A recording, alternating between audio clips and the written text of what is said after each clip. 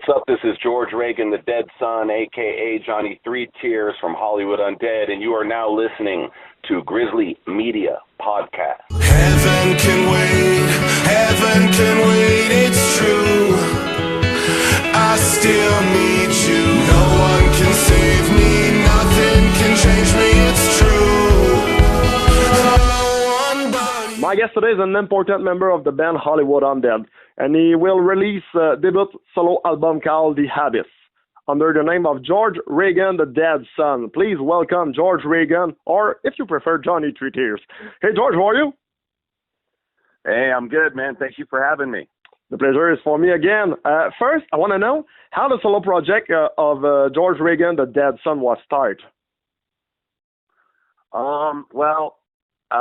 Let's see. I started writing music a long time ago, and throughout my career, in Hollywood Undead, I would write songs that, Hollywood Undead is very specific sound. So I wanted to write particular songs that didn't necessarily fit into the mold of Hollywood Undead. So I started writing songs, but I would just, just for fun or for my own well-being, or just because I like to do it. And then as time went on, I kept writing more and more songs, and eventually I kind of realized that it was something I wanted to do, and it couldn't be done with Hollywood Undead, so I decided to record my own album. And of course, I still Hollywood Undead is my priority. I still love being in Hollywood Undead, but as an artist or as someone who likes to write music, I like to experiment and go outside of the box of Hollywood Undead, and that's kind of how it started. In what the lyrics will be represent personally, do you have an hidden card about the project name? Why do you have to decide to call this the Dead Son?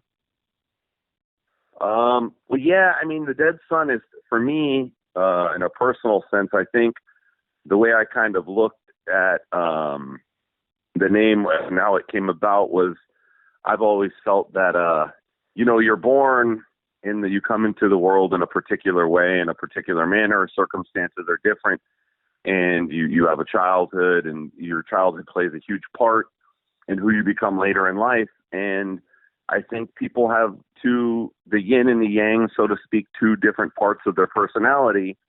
And some of those things are good and kind and generous and, all the qualities that we want. And there's a lot of negative qualities as well. And everybody has them, whether it's jealousy or envy, greed, lust, whatever those cases may be. And I felt like in order to progress as a human being in the right direction, you have to kill off part of yourself, I suppose. So in order to reach your full potential, part of you, in other words, has to die, because those two things cannot coexist with each other. So the Dead Son is the killing of that part of me in order so I can become who I'm supposed to be. And that's where the name came from. Okay. Everybody knows that butterfly is very important for you. So do you think we can talk about how a caterpillar become a butterfly for just to compare with your album? Well, it's actually very similar to the Dead Son title. You start out as the caterpillar, and in order to become the butterfly, you have to evolve, you have to change. And a lot of those times throughout life, changing is hard. It's uncomfortable. Most people actually never even do it. They become comfortable, and they'd rather be slaves to themselves than move forward or become what their full potential is. So the butterflies have always represented evolution for me, musically, and as a human being, in the same sense that the Dead Son does. So they actually, in that sense, go hand in hand for me. Okay, I think that with what I heard, it's very personal for you. It's very emotional. Do you think it's very different about what you've done before with Hollywood Undead? Well, no, I think sonically it's very different. A lot of the stuff I write for Hollywood Undead is still personal and emotional in the same way, but there's a different delivery. Sonically, I wanted this to be more of something you can, lay in bed and listen to, or you can go on a walk and listen to, something that where the words have more meaning than the music. When in Hollywood Undead, we're very loud, abrasive bands. We use drop tuning. It's a lot of chuggy guitars, things like that, which we love, which I love. I love metal. I love that kind of music for particular things. The Dead Son, I think, project is more about getting the message across with a minimalistic approach to the music. The music is more of a backdrop to what I'm saying, as opposed to Hollywood Undead, where the musical aspects are the forefront or a part of the forefront. This is much more like, I would almost say like poetry with music behind it is what I was trying to create. And there's definitely more, I guess I dig a little deeper emotionally in the Dead Son project than Hollywood Undead, because it's more just about, like, I'm in a band with a bunch of guys, and they're my friends, and we love each other, but it's about all of us. And this is, I guess, just more of a personal thing because it's just about me. So I dig a little deeper into my beliefs and my flaws and my faults and things like that. You work with Charlie Singh of Hollywood Undead for this debut solo album. How it was to work with him, and what is the approach he have to help you in your creation? Well, I actually only recorded one song with Charlie from the album called Go to War. I mean, I've written music with Charlie for so long that it wasn't that much different. But, it's nice because me and him are great friends, and we have a very good rapport. We can communicate quite well together. And so, there's that comfort level, I think. So, becoming emotionally compromised or exposing yourself is it's easier around someone you know and someone you care about. So we work really, really well together. I always think that the title is one of the most important thing of the creation process. You choose the name of the Abyss for your debut album. Well, the Abyss came from, so I suppose when you write music, the way I look at it is you're kind of digging into yourself. You have to ask yourself important questions because the music is the answer to the question. So most music, at least in my thought, most great music is, existential. It's about existence, about why we're here. What am I supposed to be doing here? How should I live my life? And so as you ask those questions of yourself, your songs become the answers, is kind of how I look at music. So the more I started writing, the more I started asking myself these questions, I realized kind of that it never really ends. There is no point where you when you're looking within yourself, where you find everything, where you're done. You go, okay, that's who I am. To me, the human spirit is endless. It's infinity.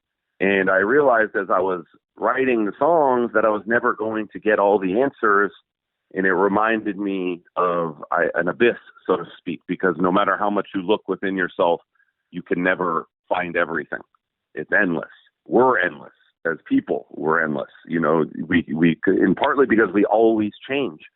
You're going to come into the world a certain person and die a completely different person. And so I realized that no matter how many questions I ask myself, no matter how many answers I can come up with to those questions, the search is never ending. So the abyss, it reminds me of an abyss, something that just never stops. Wow, cool answer. At this time, we heard two songs, Heaven Can Wait and All Gone. Do you think we heard the best of this project at this time? And if you have to choose only one song of this album, your favorite, and why? Okay. No, I definitely don't think you've heard the best off the album. All Gone is definitely, they're both, songs I really, really like, but my favorite song hasn't come out yet, which is called Waste Away. And there's another track that I would put up there as well as one of my favorites called Young Part 2. But these songs are definitely standout songs to me. But the good thing is for me, I think every song is really good. So I don't really have favorites because they all have some kind of importance for me. But I think, in my opinion, the best is yet to come. And if I had to choose one song, it would probably be Waste Away as my personal favorite. It's very funny because my next question is about Young Part 2.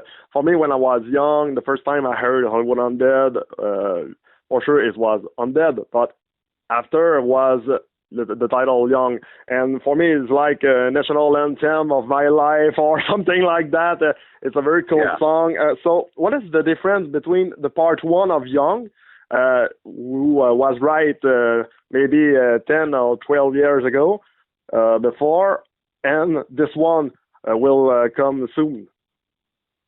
Well, musically, it's completely different because obviously the music is more similar to the Dead Sun project.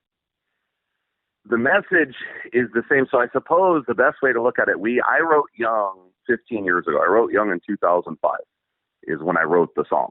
It didn't come out till 2008, but I wrote it in 2005, and I was young, so the questions I had when I was young, that was kind of what that song was about, or the aggression and the pain, I suppose, of being young and not having the answer. So Young Part 2 resolves the same song. So it would probably be better if I just called it Old, because I'm older now.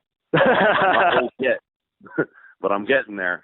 So it's just, I guess it's a look to be at the same subject, but 15 years later. And, like I said, we're born in one way and we die a different way. And our life is kind of like building that bridge between those two things. And here I am in the middle of the bridge now.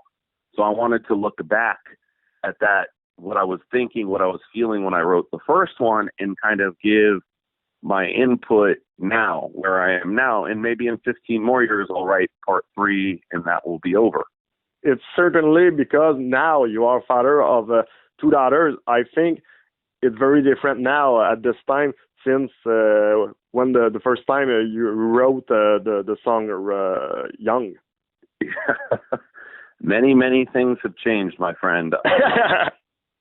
A lot of things have changed for you too, for everybody. Yeah. I mean, time marches on, whether you want it to or not, and life is different. But as you grow up and you grow older, I think it's very important to keep in mind who you were, because it's important to look back and introspect on the progress you make as a person. Because if you look back and you haven't changed at all, then I would say that you're probably wasting your life. No, like if you're in the same situation and you're the same human being 15 years later, it sounds to me like you might have wasted 15 years. So I like to look back at those times, the good and the bad, and kind of see where I am now and kind of, philosophize on what I've done right, what I've done wrong, what I can do better. I guess look at my overall existence as a whole. And that's where a lot of the places I get my inspiration for music is because I'm a student of life. I don't look at life as something I understand. I always look at life as something I don't understand, because I don't. And I don't think very many people do, if anybody does. So when you're always asking questions, you'll always find interesting answers. And that's kind of why I like to write music so much, is it allows me an outlet to talk about what I find interesting about change and time and, the fact that we're all going to fucking die someday, and how that makes me feel and how it makes me feel, how other people feel. Because most people, they walk around oblivious, or they know this, but they don't pay attention to it. And if they pay attention, your life becomes much more meaningful, because you realize and you're thinking about the fact that it's finite and that there's only so much time. And so I just don't want to waste mine. And so you have the young from then and the young now, and then maybe down the line when I'm before I'm dead, I'll write the last part, and that will be my story. You talk about time. The first time I've seen you play, I was 18 years old. Now, we talk today, I have 31 years old, and I have a kid of 2 years. So it was crazy about time. Just the one question about, only one question about your solo project, and after we talk 2 questions about Hollywood Undead.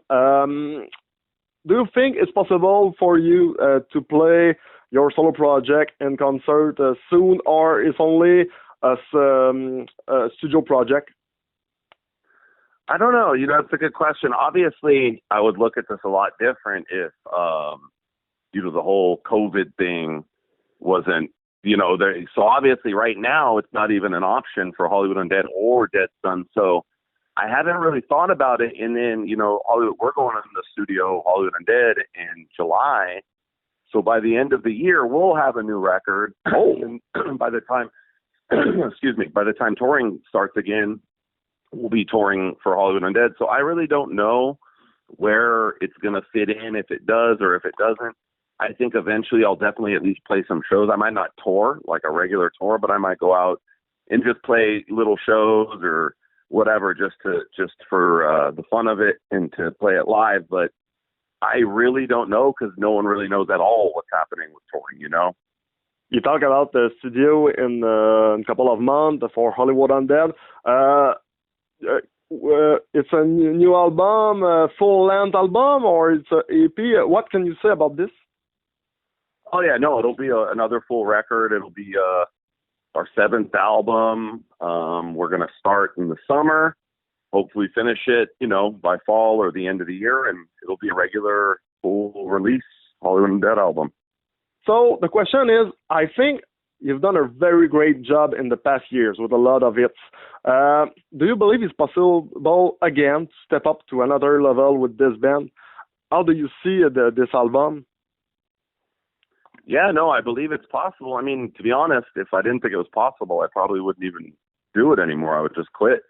I wouldn't want to just make music to make music or tour just to tour. The whole idea is to keep getting better and keep progressing. So I still believe personally that Hollywood Undead has its best material in the future and not in the past. Because otherwise it would be kind of pointless to do it anymore. But I think, as long as you give 100% and we're honest with ourselves and all those things that are important when you write music, I think not only can we continue to write great records, I think the best is in the future and yet to come. Wow. So I think everybody was very happy to hear the sentences. George, just before we quit, just want to say again when The Abyss will be released. The Abyss will come out on May 14th.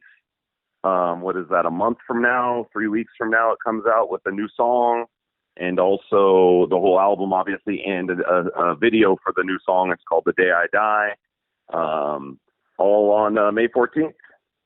All right. Thanks again for your time. And just want to say again, thank you for all what you did before and all what you will do in the future. I think everybody is very happy to hear that your career is not finished and you have a lot of good songs again who comes.